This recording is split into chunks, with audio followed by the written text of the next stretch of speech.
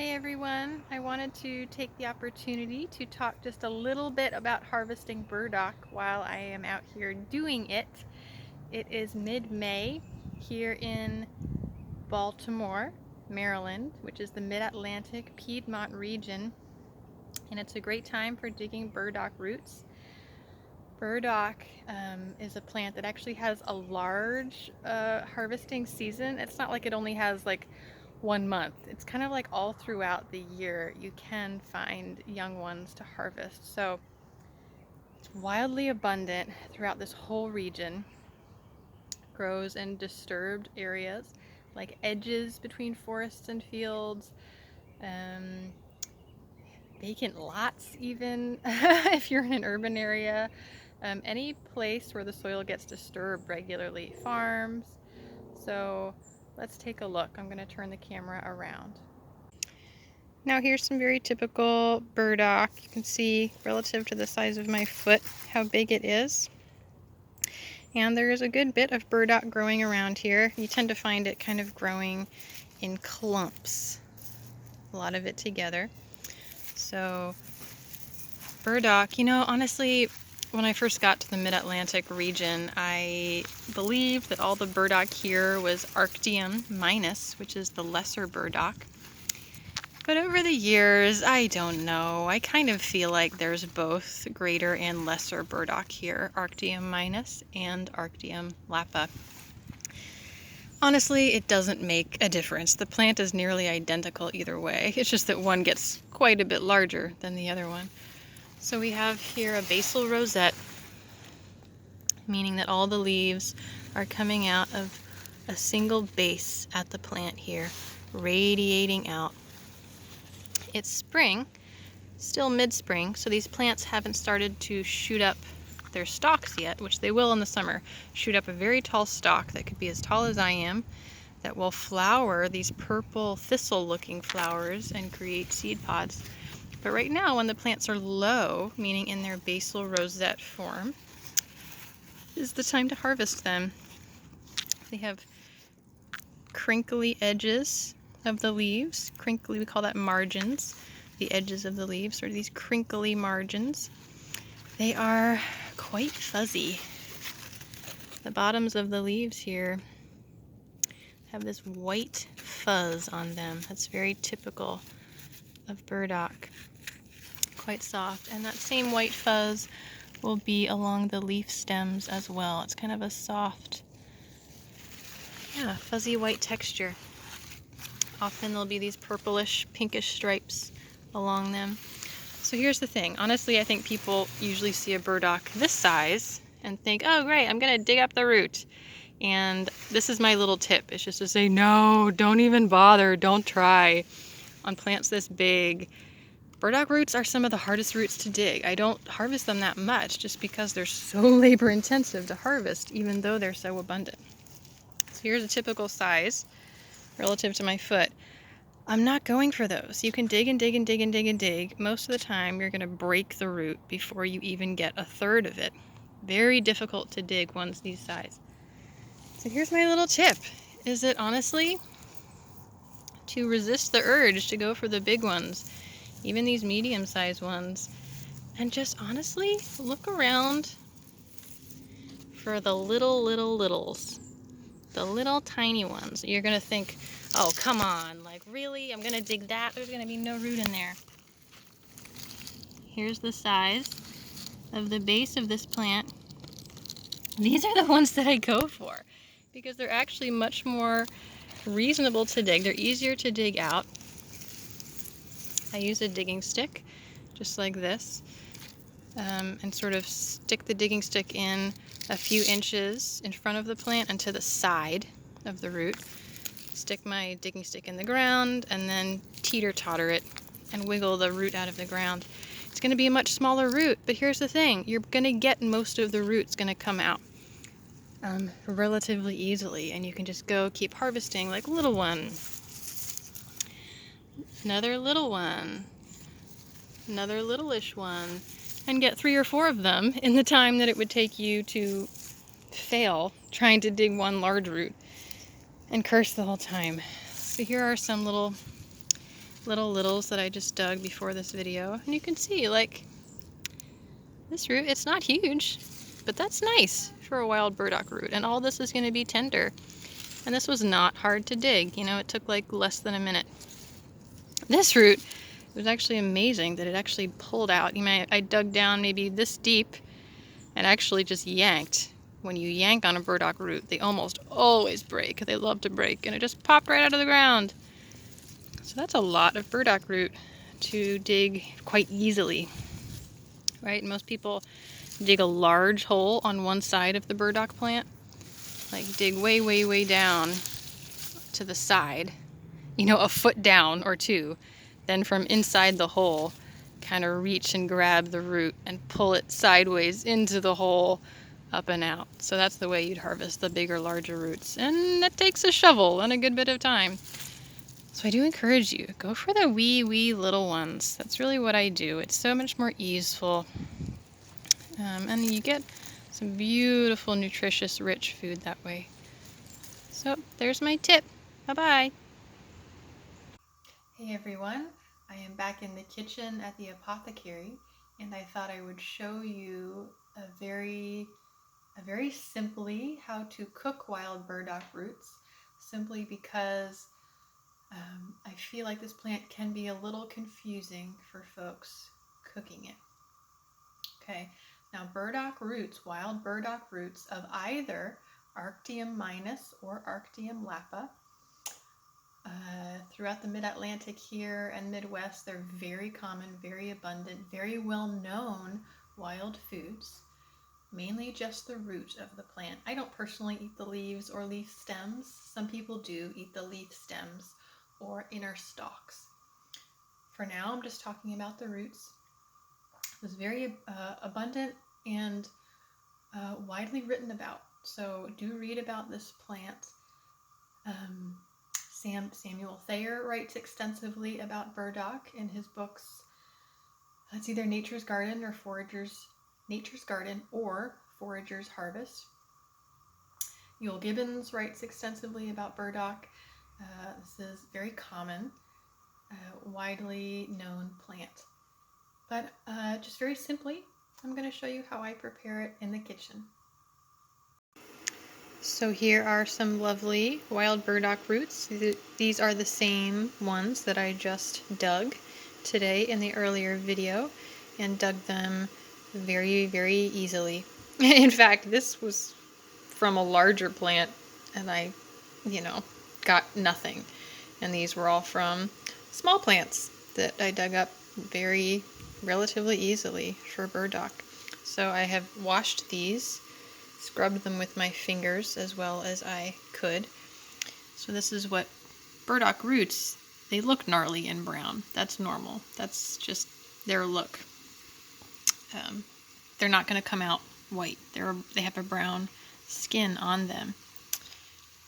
So here's the thing with burdock roots, and none of this is unique to me. None of this is my discovery. This is actually, to my understanding, just common knowledge, and I learned this from other people and books along the way as a younger person. So I'm going to slice these burdock roots.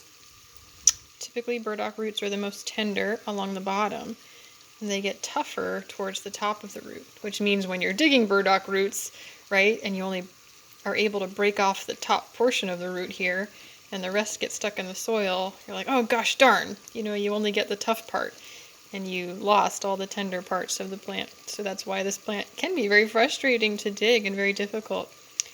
Also because it likes to grow in disturbed areas.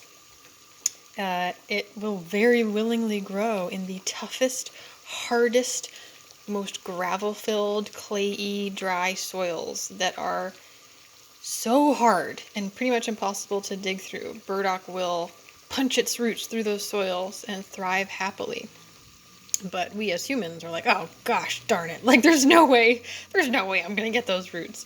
So when I am digging burdock, I do try to choose an area that has moist soil that is a little bit looser. Otherwise, forget about it.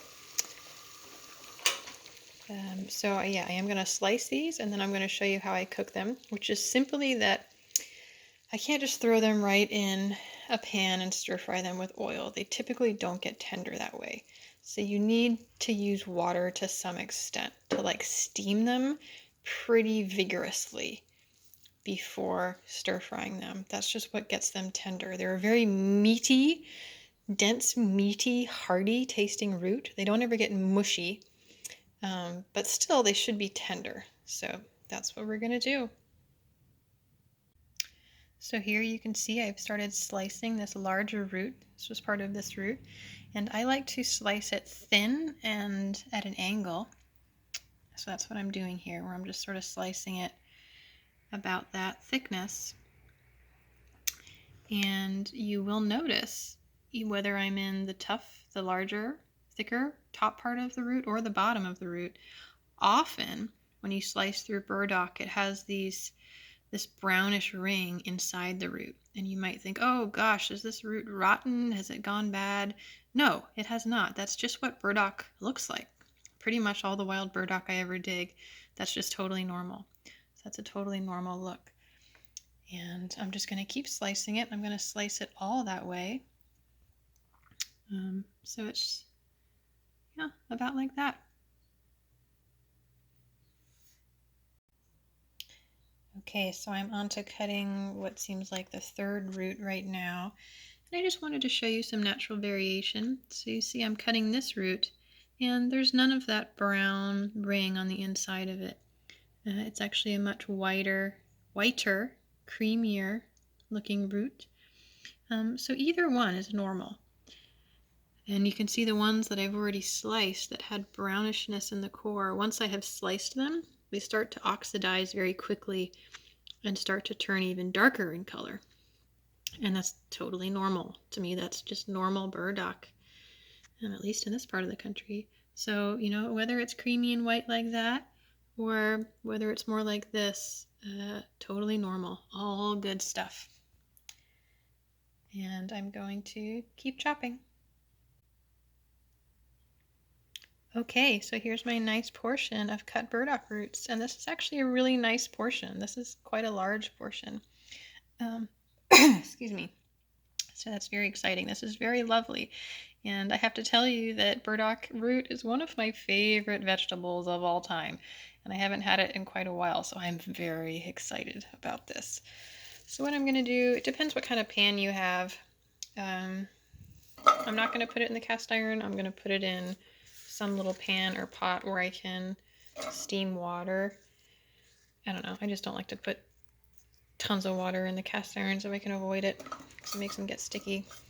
So some kind of little pot where I can not boil them, but you know, just adding some water in there.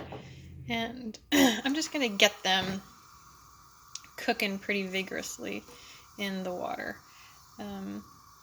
I don't know, my like lazy person steaming is where I just dribble some water in the bottom of a pan or a pot, put the heat on relatively high, and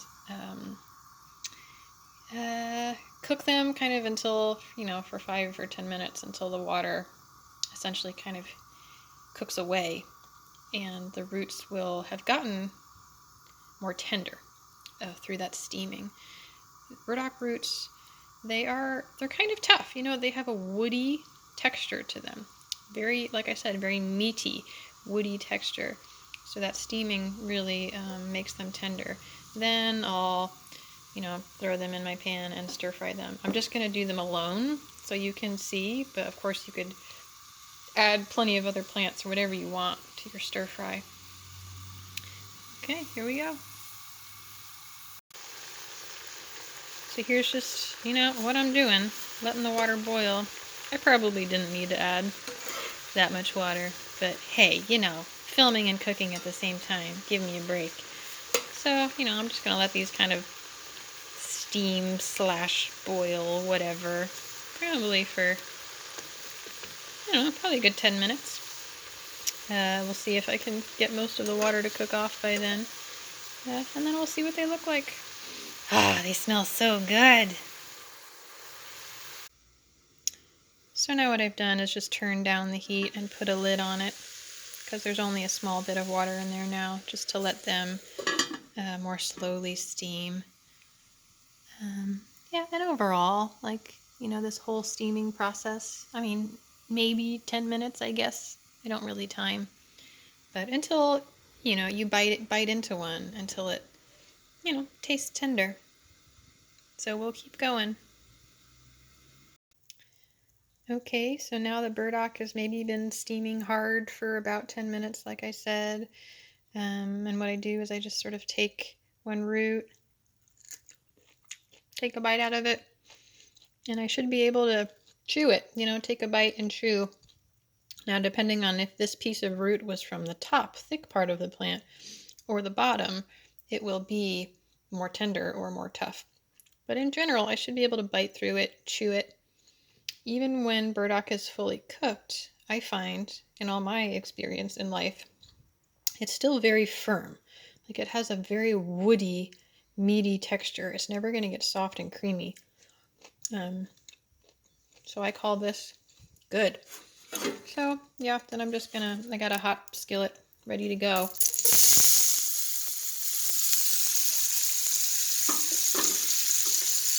And I'm just throwing them into a hot skillet with some fat. So I pretty much always have like lard, rendered fats, which is what's in there, because I'm poor and fat is free or cheap. So I render mountains of fat in my life.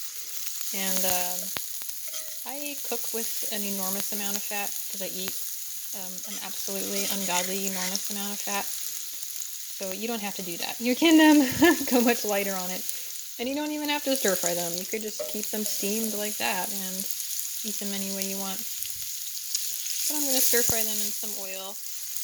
Because how I really love them is when they almost start to get a little caramelized and browned on one side. And I have to tell you, I'm upset because I just realized my favorite way to eat burdock is stir-fried like this in fat and tamari. Oh, it's so good. So, I'll normally stir-fry them like this until they start to brown for, 5 or 10 minutes. And then I'll splash in some tamari or soy sauce, and that just kind of caramelizes even more. And then you get this like sticky, sweet, fatty glaze all over all the burdock roots. And oh my gosh, that is just my favorite way to eat burdock roots, hands down. But I realized I don't have any soy sauce or tamari. So sad. But it's okay. They're delicious. Even just with fat as they are, they're delicious. And I'll probably eat them for lunch. I already have some pokeweed already cooked, so I might just throw the pokeweed in with it at the end, or it also got some yellow dock. So I'll throw in some greens at the end as well. Probably have it with bread. So here we go. I'm just gonna give it a few minutes, however long it takes. So since I don't have any tamari, I really do want something a little bit sweet going on in here to give these a little more flavor. I mean, burdock roots they may or may not be your preference. They have a very earthy, almost like very earthy soil-like taste. I love. So I'm just going to add a splash of cooking wine. It sounds fancy. Wild calorie pear cooking wine. Probably seems like from these videos like, oh my god, she only eats and drinks like all these wild foraged foods. And I'm going to tell you, like, it's bullshit.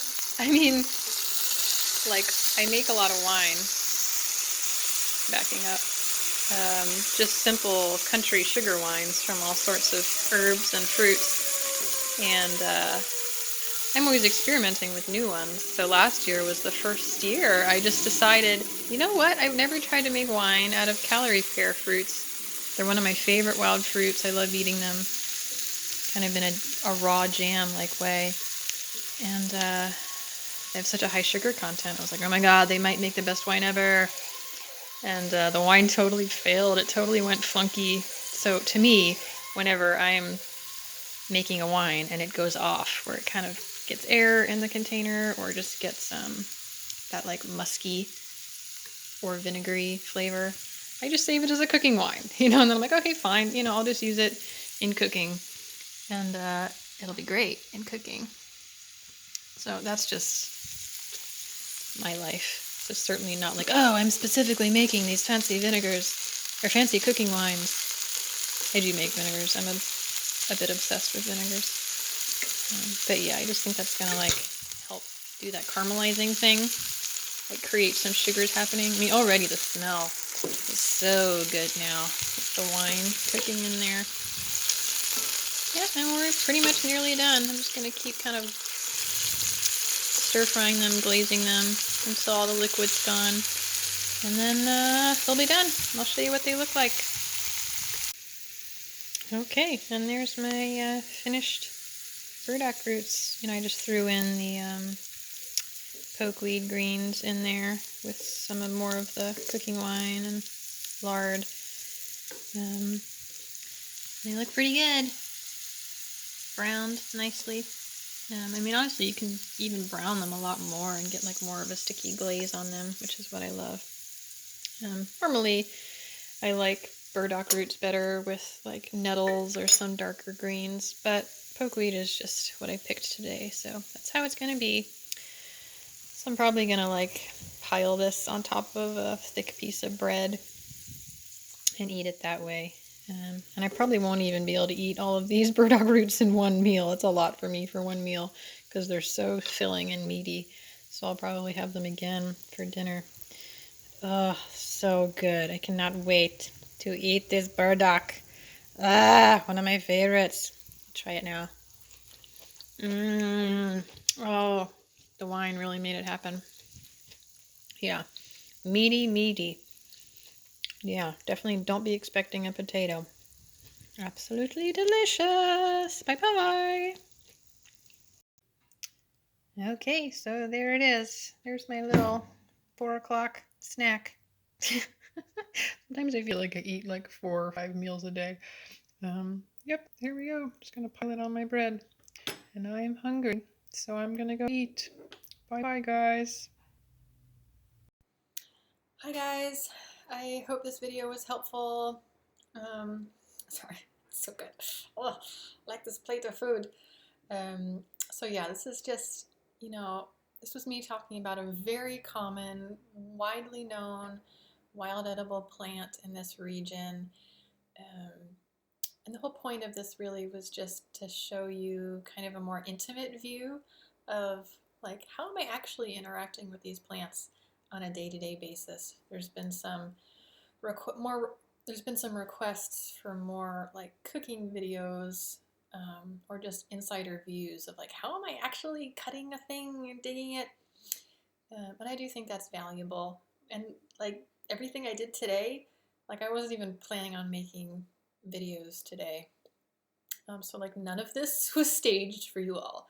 This was just like I was out propagating some nettles out today and just grabbing, you know, the burdock looked good and the pokeweed looked good. So I was like, oh, okay, great. That's what I'm going to take home for lunch.